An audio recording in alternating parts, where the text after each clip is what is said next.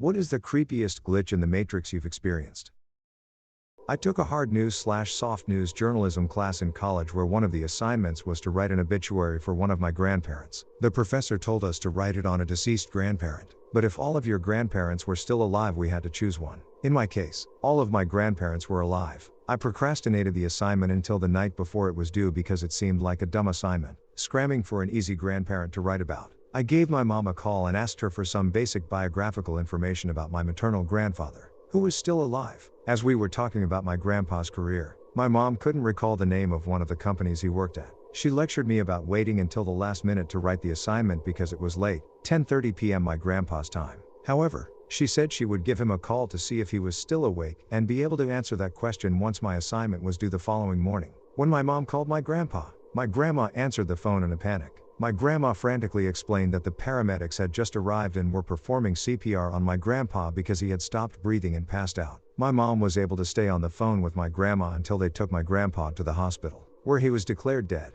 In the time my mom and I had been talking on the phone about my grandpa's obituary, he was dying, out of the blue. At that, he had been otherwise healthy considering his age. We ended up using the obituary I wrote for that writing assignment as his actual obituary. Still freaks me out when I think about the timing. Edit. Context. So, before my husband and I were married we lived separately. He would come over and spend time then leave later at night like 11 or 12. He left one night out my front door which has 3 locks, a lock on the knob, a deadbolt, and what I call a hotel lock. It's a lock that you flip the long piece over onto a short peg and then the door can only be opened a few inches. Well, he left and used his key to lock the knob and deadbolt, but I thought to myself I have to go lock the hotel lock. I come down and it's locked already. Absolutely no way he could have locked it from outside. My deadbolt used to unlock itself randomly while I'd be standing down the hallway. Experienced it a few times the same summer and so did my parents. We basically just decided it had something to do with humidity/warping wood, but it still scared the snot out of me every time. Not long after 9/11,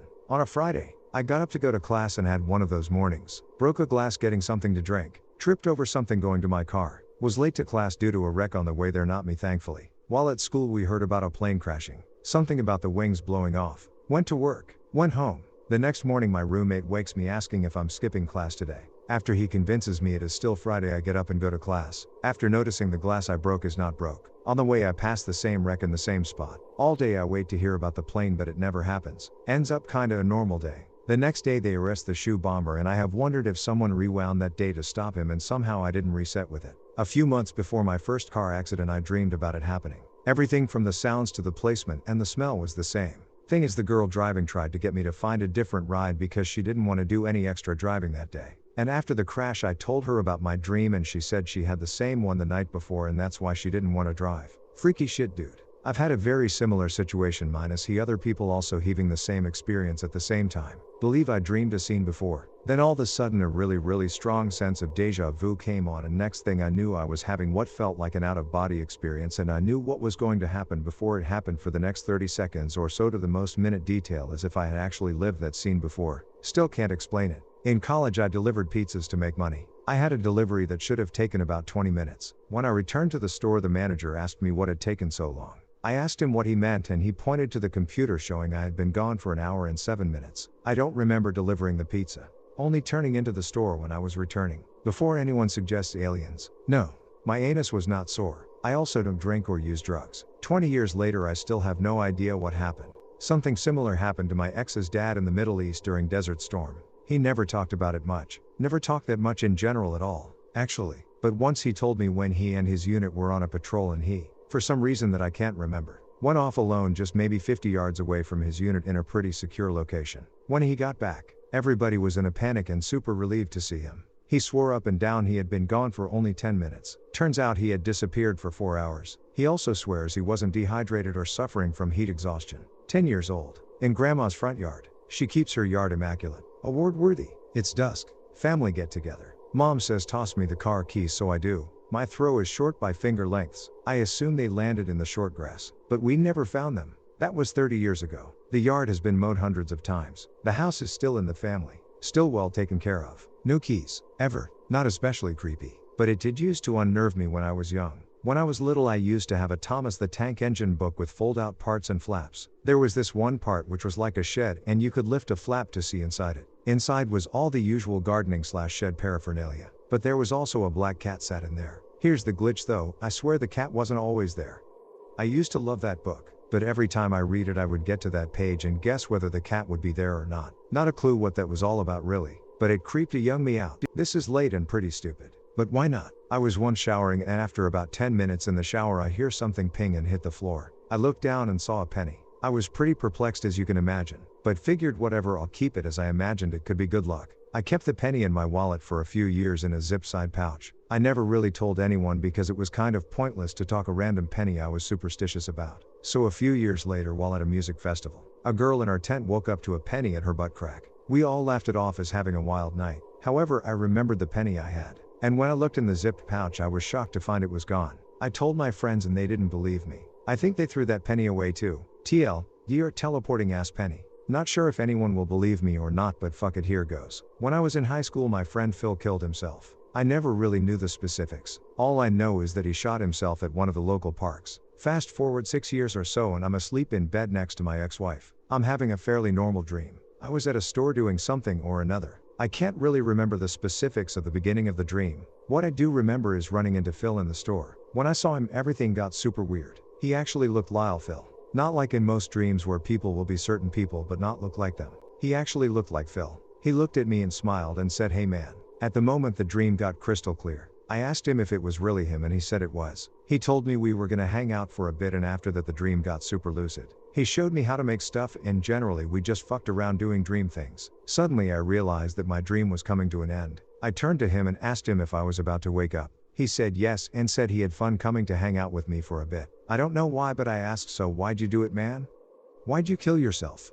The way he answered chilled me to my core. Not necessarily what he said, just how he said it. He replied, "My girlfriend cheated on me, man." He said it like it was a question he'd answered before. Like when someone asks you what your first job was. You've responded with the exact same sentence so many times that it just falls off of your tongue effortlessly. Except I had known his girlfriend and they were the kind of couple that everyone admired. I said, "Sophie? Sophie cheated on you?"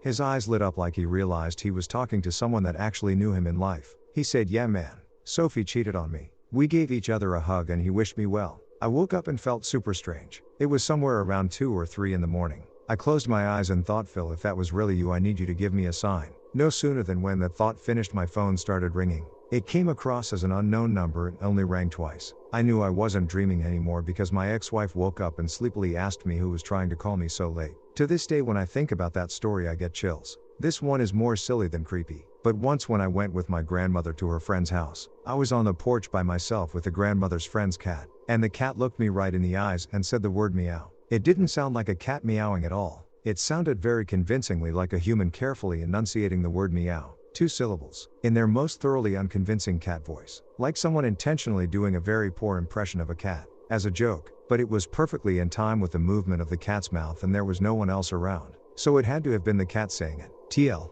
doctor, met a cat that could talk, but the only word it knew was meow. When I was about 15 I was eating some cereal and accidentally dropped my spoon into the kitchen floor. I watched the spoon fall. As it hit the floor, it just vanished into thin air. I was shocked. I thought surely my eyes were playing tricks on me. It must have just bounced away and gone out of sight or something. I spent 30 minutes searching the kitchen for that spoon. I was honestly kind of freaked out. I tried to think of every possible place it could have gone. There weren't many places it could have ended up. I never found it. Edit, fix typo. Just today at the mall I saw at least 10 men with the same bleached haircut in the food court. I think the character generator is broken.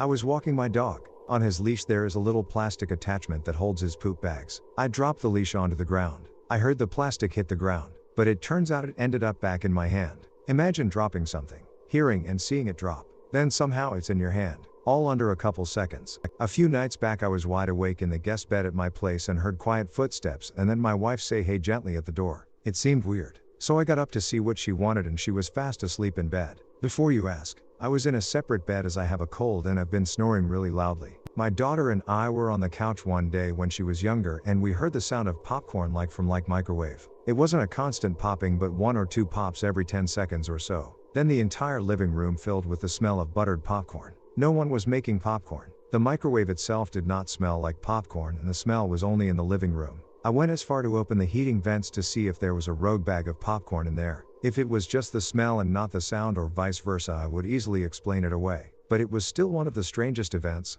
I was sitting on my porch and had my debit card on the table in front of me. I went inside to get something to drink, patio furniture in sight and a 6 feet privacy fence around the yard. I also lived alone. Went back outside and it was just gone. I searched everywhere, inside and out, but couldn't find it. Nothing was withdrawn from my account, so 2 days later I canceled it and requested a new one. 2 weeks later I went out to sit on the porch. I did this every day, and the old card was sitting right there on the table. It just fucking appeared. There was nothing else on the table. It just was gone. And then it wasn't. Edit, got a few replies, so let me clarify. I lived alone. The porch was screened. I literally took off all the cushions on the porch. Destroyed my house. The table was your typical glass patio table, and I sat out there every freaking day and there wasn't anything on it. Then, 2 weeks later it was just sitting there on the table. Nothing was withdrawn from my account. I genuinely have no explanation. Back when I smoked I had a white disposable lighter like this. It was the amazing disappearing/reappearing lighter. Total amount of time I had that thing was probably 4 years. Which, in itself, is 10 lifetimes in lighter years. The thing is, it never left my car.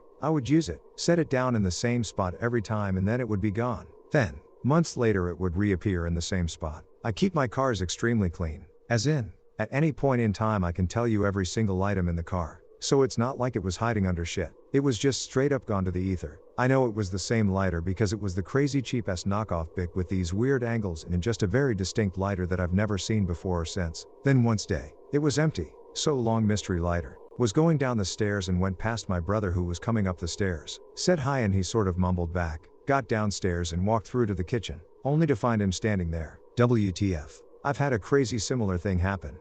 It was like 4 in the morning and I'm quite the night owl, so I'm headed downstairs to grab something to drink. The kitchen is separated from the living room by a dividing wall, but I realize someone is in there because I can see a person's shadow from around the corner. I think to myself, oh, roommate must be up already. Maybe he has something to do. So as I turn corner I say, hey, insert roommate's name. Good morning. And immediately feel like an idiot and get a chill up my spine because no one is in the kitchen besides me. I search the entire first floor of the house frantically and no one is there. So I head back upstairs and knock on my roommate's door. No answer, so I slowly open the door. Roommate is passed out asleep, and doesn't seem like he is waking up anytime soon. There is no way he could have made it back up to his room that fast without running, and I would have noticed because the floors are creaky, especially on the staircase. When he woke up in the morning I told him about what had happened. His eyes got real wide and he turned pale. He looked me right in the eye and said, "That isn't a funny joke, don't fuck with me." Turns out he had been having bad dreams all night about someone being in the house who shouldn't have been. But whenever he confronted the person he could never see their face.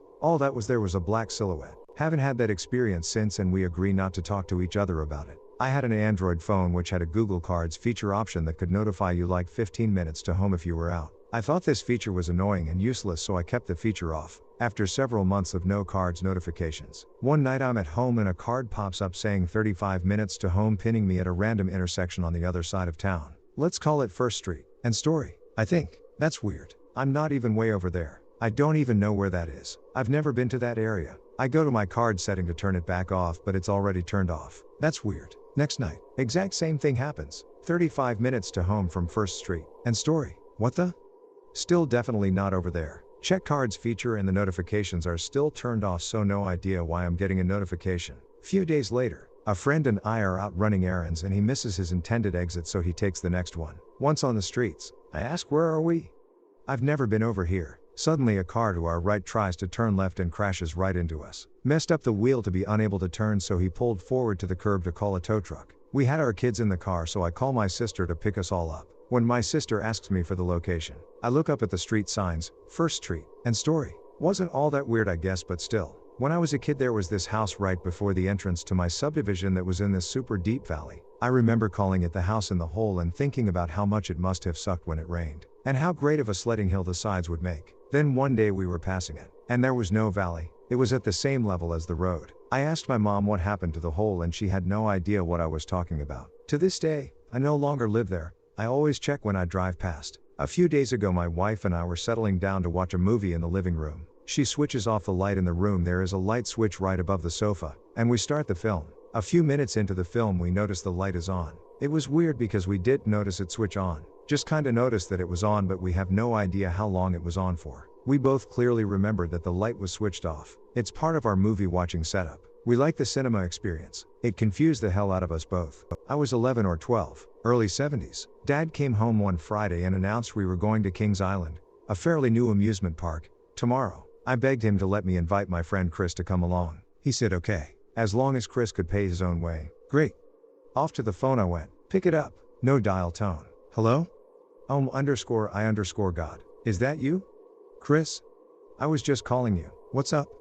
I was calling to ask if you'd like to come to Kings Island tomorrow, but you have to pay your own way. No phone ever rang. We both called each other at the same time to ask the exact same thing. Long ago when I was kid, my younger brother and me were driving our bikes on the embankment alongside the river, and there was a huge dam thingy on the river. I grew up in this town and I never knew we had a dam. When we got home I told my mother that it was the first time I have seen the dam, and she did not know what I was talking about. Later I returned, there was nothing there. My brother does not remember, but I have seen it as clear as day. I'm sure it was my imagination, but it's strange. I did not dream it. Since my brother remembered that we were there, he just doesn't remember the dam. Poured a freshly boiled water to a glass. Walked over to check my email on the phone for less than 1 minute. Am very sure because the same song is still playing. Walked back. The glass of water is room temperature. I might just have had a stroke. Never checked. I've wrote about this before. It's one of the weirdest things I've experienced. When my, now ex-boyfriend had just gotten together, I went out and bought him some new shirts. We had just fallen in love and I saw a shirt that said "Love Life" on it in big red bold letters. The shirt was all white with only the words on the front. It was a little inside joke between us, I guess, because we would use that phrase to describe our life and named our business Love Life. He really loved it and wore it a lot before it sat in the closet for a couple of years. Well, a couple of years go by and let's just say Love Life was a horrible definition of our relationship. He was horrible. Anyways, I'm cleaning out the closets, getting rid of old clothes, and Therese the shirt. I pull it out and the shirt now reads Low Life the exact same way it looked before, but it says Low Life. I immediately ask him if he remembers the shirt and what it said, and he tells me Love Life. Well, as soon as I show him the shirt, he flips out the same way I did. Both of us know that the shirt never said Low Life. Why would I buy anyone a shirt that said that, let alone my boyfriend? It's like I flipped dimensions into the reality where my ex-BF was a complete abusive douche and it showed up in the shirt.